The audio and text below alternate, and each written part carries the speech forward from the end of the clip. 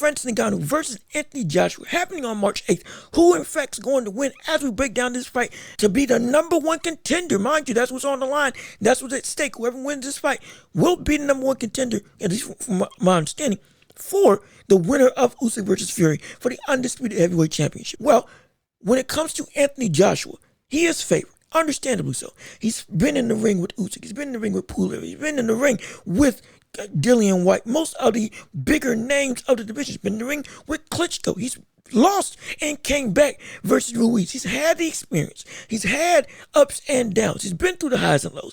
And he has come out now revamped, revitalized, like in his win against Otto Wallin.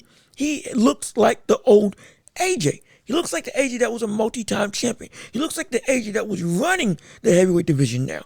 And he looks refreshed and renewed. So with this Anthony Joshua now being in play, he has to utilize his fundamentals to the fullest of his extent. Mind you, his technical ability and his fundamental understanding of boxing is one of the best well-rounded arsenals in the division of heavyweights. That's for a fact.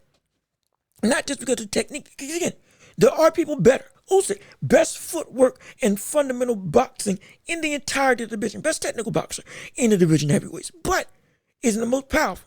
Fury has footwork or had footwork. Maybe that footwork has gone away. Footwork, length, and size.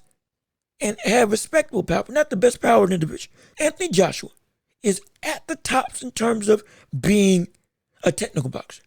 At the tops in terms of understanding the fundamentals of the sport. And has undebatably, the second best powerful punch in the division outside of Deontay Wilder. There's nothing that he lacks. He's tall. He's big. He can move. He can control the ring. Got a phenomenal jab. Has power, legitimate power. Can muscle you out the way. Has solid defense. And he can go for 12 rounds. Doesn't get tired when he does get later into fights. And has shown that he can come and dig from the bottom of the barrel to get new wells of strength and come back like he did against Klitschko. So this is what we're saying about the most well-rounded boxer. That's Anthony Joshua. I've said that for years about AJ. But how does he implement that? Because again, we saw a better boxer in Tyson Fury in terms of relative to the skill set of Francis Ngannou. Leagues better. Not be able to utilize his boxing ability to the fullest of their extent. Not being able to control the fight strictly by boxing. He's got to be able to make Francis Ngannou respect him. Because if he doesn't, that boxing ability is going to go out the window. The main reason why we saw Francis Ngannou get not only get into the ring, but knock down Tyson Fury and arguably beat him, it was because of the fact that he didn't respect Tyson Fury and his power. He didn't respect what he was coming back at him. Hence, he could opt to walk through to land the punches that he wanted to. Though he was, again, still defensively as sound as he could be. But some of the biggest punches that he was able to land was because of the fact that he just moved forward and just tanked anything that Fury threw his way. Made Tyson Fury have to fight not just to box, but to survive. Because not just because of the knockdown and the legitimate threat of the power, but also I can't do anything to hurt this man. Even an elbow can't do anything to this brother. What am I supposed to do? How am I supposed to get around this obstacle and really truly control the fight when everything I do he doesn't care about? This isn't Derek Chisora. This isn't Dillian White. Different beasts entirely. Again, right now we have to say Francis Ngannou is one of the best heavyweights in the world because of what he did to Tyson Fury. That's objectively true. We need to see if Anthony Joshua can get his respect on Francis Ngannou and stop that constant forward pressure. Because what we do know, AJ cannot get on the inside with Francis Ngannou. He cannot get into a firefight with this man. Though we know he could win it, absolutely. But the risk of him getting knocked out is so apparently there because of the track record of his chin. He's never had a quality chin. He's got heart. He'll keep getting up. The problem is him getting hit and knocked down is very susceptible. He's privy to getting stunned. He's privy to getting hurt against legitimate power. He is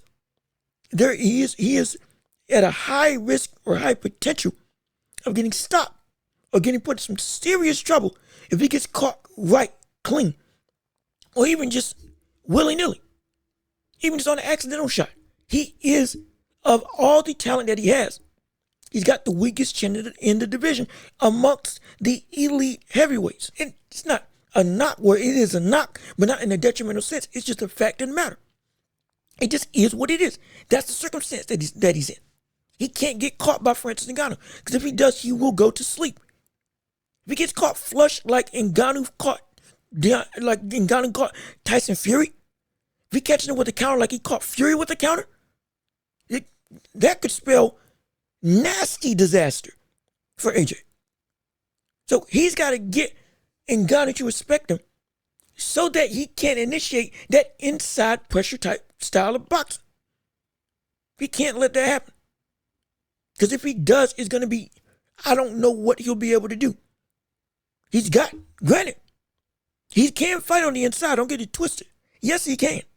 But against a grappler like that, who is able to fight better on the inside than Fury, against a bigger opponent in Tyson Fury, and outmuscle him, now you're at both a knockout potential detriment and from a physically strength standpoint, though that is what you are in terms of one of your best attributes is being strong, being sturdy, being built like an Adonis, you could get outmuscled when you go up against Francis Ngannou. You could get outworked and you could get drained if you try to fight on the inside with Francis Ngannou. Muscled around to wherever he wants you to be. That is why being on the outside is so apparent, and being able to box is so vital for AJ in this fight.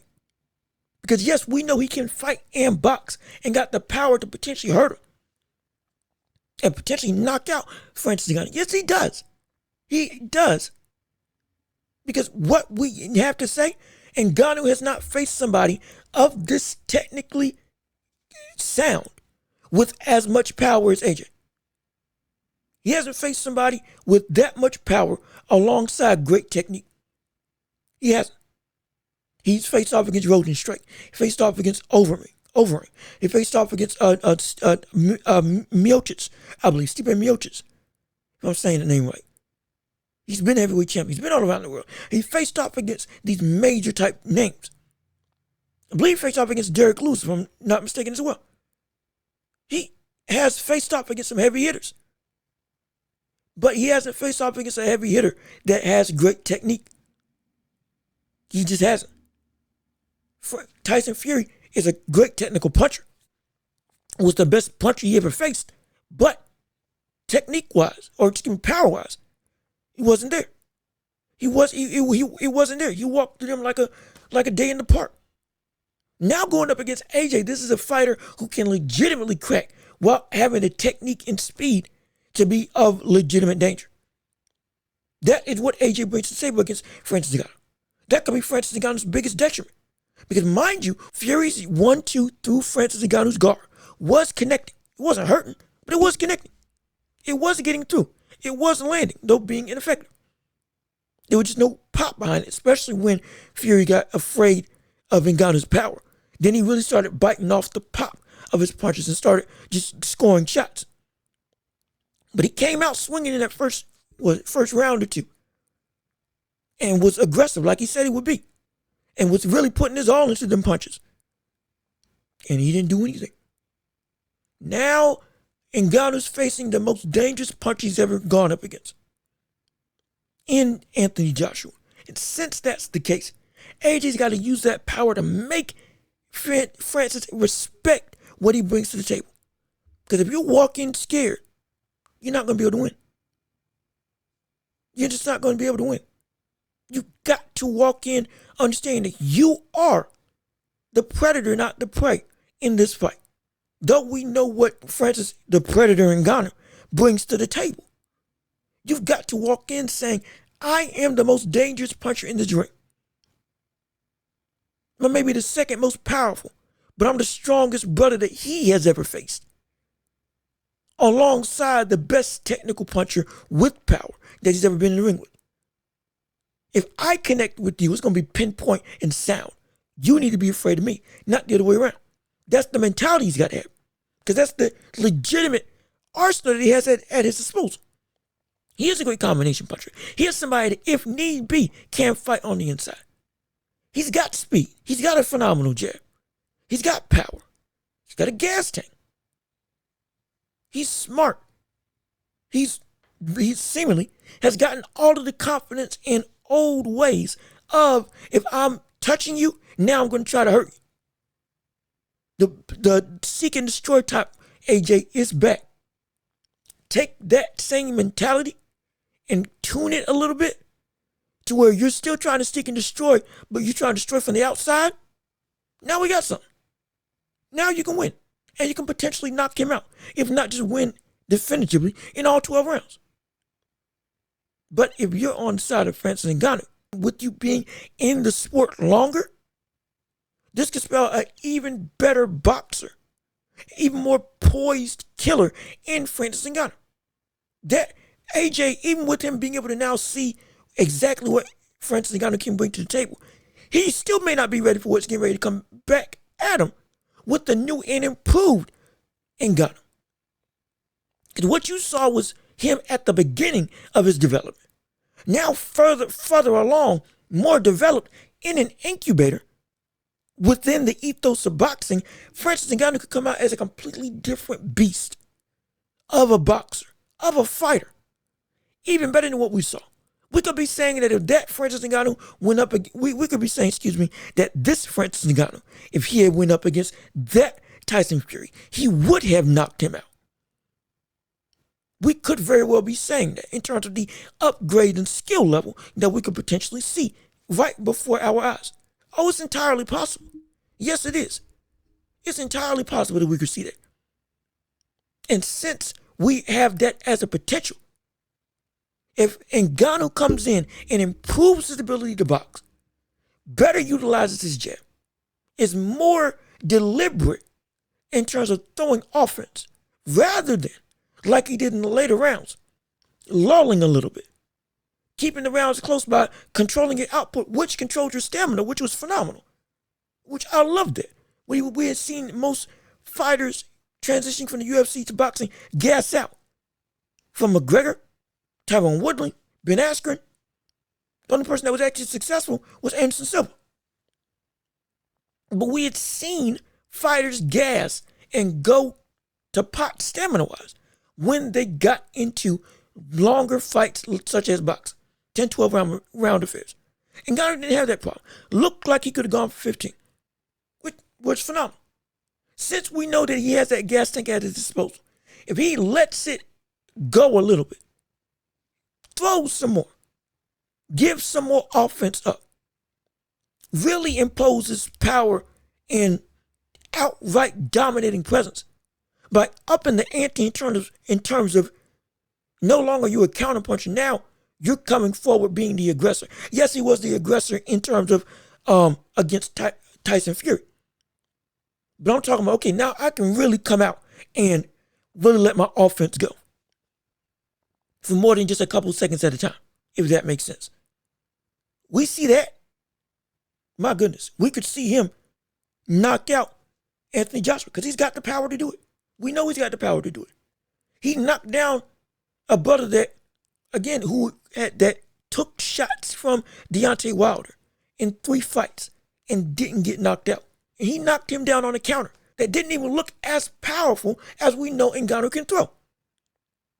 And he was able to hurt him and make him back up. We didn't even see him back up versus Wilder. But we saw him back up against Francis Ngannou. Dude, there's something there in terms of this world dominating like power that Ngannou has at his disposal.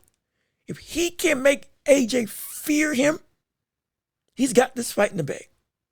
If he can get AJ out of the renovated AJ that we see now, the renewed AJ, and revert him into the AJ of old, or excuse me, the AJ that was old in terms of the AJ that came back against Ruiz, the AJ that faced off against Franklin, the AJ that was timid, the AJ that wasn't willing to throw a bunch of punches, the AJ that was scared to get caught.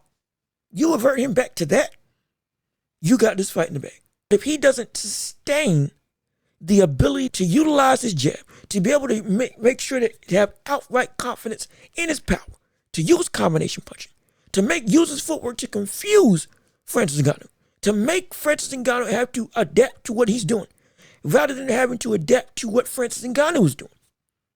And if he can get Ngannou to respect him, all of those things, he can win the fight. Absolutely. He can knock him out. He can knock him out. This is a legitimate opportunity for him to knock out Francis Ngannou if he catches him clean with the counter. Flush with the straight right. Or hook. Or even an uppercut on the inside if he does choose to end fight with Francis Ngannou. The uppercut is dangerous. It's one of the best uppercuts in the world, in my estimation. Because of the ferocity, angle, and the outright speed at which that thing can come up. And the positioning. He always gets to enter position to throw it. It's always dangerous when you're in the clinch with him. But again, I don't think he should be in the clinch with Francis Ngannou. But we already covered that. Point being, he has a bunch of avenues to win. He has a bunch of ways that he can make this fight go his way. He should be the better boxer. And in my opinion, for my prediction, he should be the man to win in this fight. He should be the man to win and beat Francis Ngannou.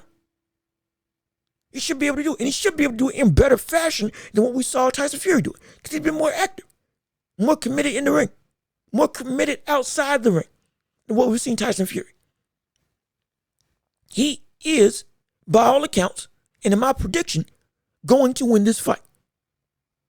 Probably in a 12-round decision. If not, and I'll be shocked if it does happen, but not surprised, but shocked. Could knock him out late in the fight. Could knock him out in round 10, potentially round 9. He's got enough power to do it in 5. Both of them do. But I think he's going to win. But he is in control of that. Because, again, just like with Tyson Fury, everything is matched up for Ngannou to lose against AJ. Everything is built for Ngannou to lose versus Anthony Joshua. Joshua has every single advantage you would want in a boxer against an opponent outside of maybe reach. Yes, he's just as big as you. Yes, he's got power. But you are still the most dangerous puncher that he has ever faced. He's never faced somebody of your technical and power combined skill before. It's never been put together and melded like it is with AJ. Coupled with everything else he has at his disposal as a fighter. He should be able to win. But it's on him